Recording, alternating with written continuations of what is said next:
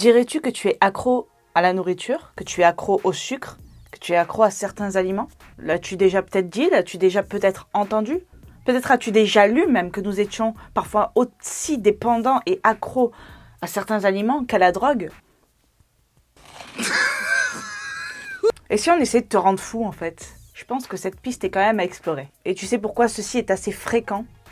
Tout simplement parce que des chercheurs en suralimentation utilisent le terme dépendance alimentaire de façon ouverte, on va dire, de façon voilà, sans filtre. Sauf que eux, en tant que chercheurs, ils savent de quoi ils parlent. Sauf que nous, en tant que grand public, on n'a pas de filtre non plus, et on va le prendre comme, du coup, c'est de la drogue. Tu veux de la drogue, hein? Tu veux la drogue? Certains chercheurs plaident même pour que ce terme dépendance alimentaire soit reconnu en tant que diagnostic psychiatrique. Vraiment. Et si on creusait un petit peu?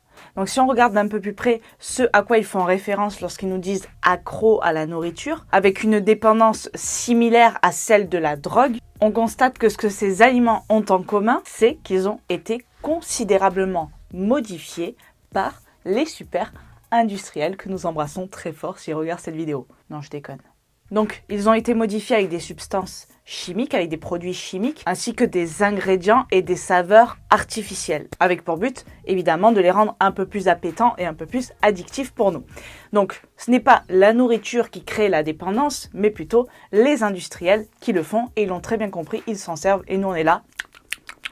Les drogues, elles, en revanche, créent la dépendance. Donc, ce qu'il faut se dire, c'est est-ce que ce que créent justement les industriels lorsqu'ils font tous ces mélanges de produits chimiques dans nos aliments, est-ce que ce ne serait pas finalement de la drogue? Puisque les chercheurs, eux, comparent ça à de la drogue.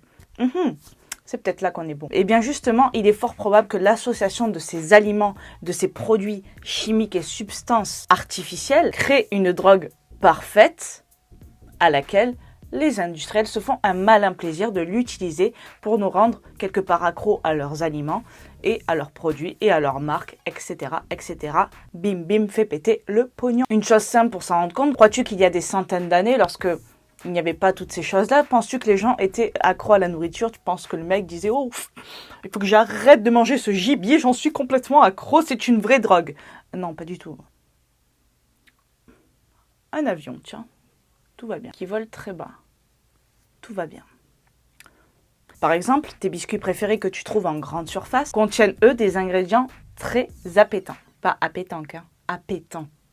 Qui vient de appétit, appétissant.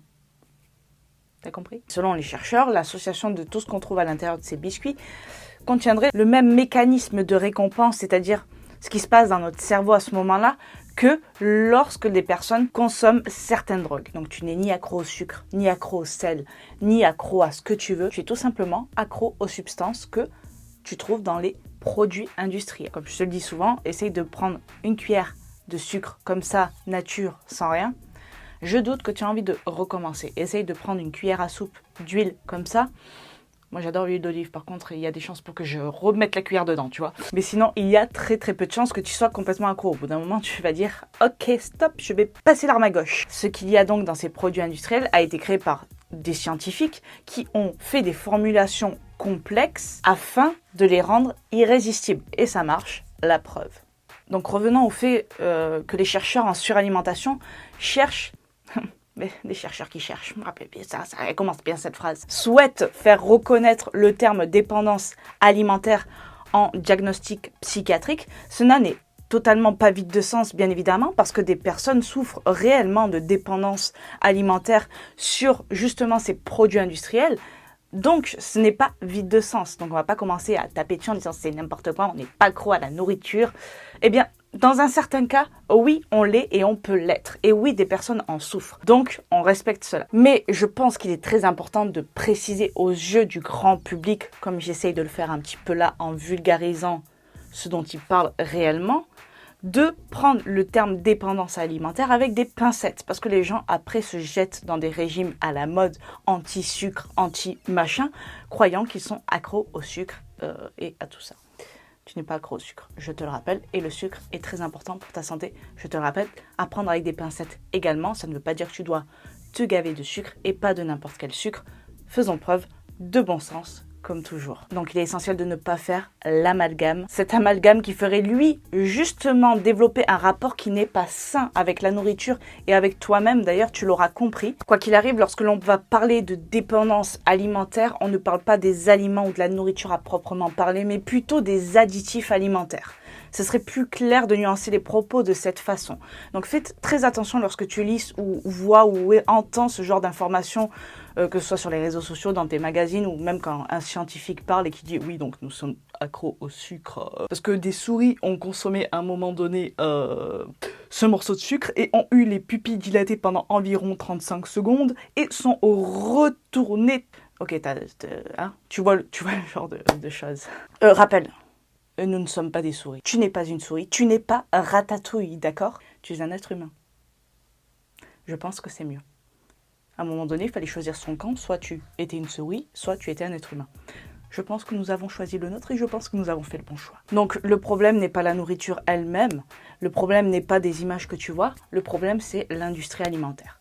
Bien évidemment, nous sommes tous des gens sensés.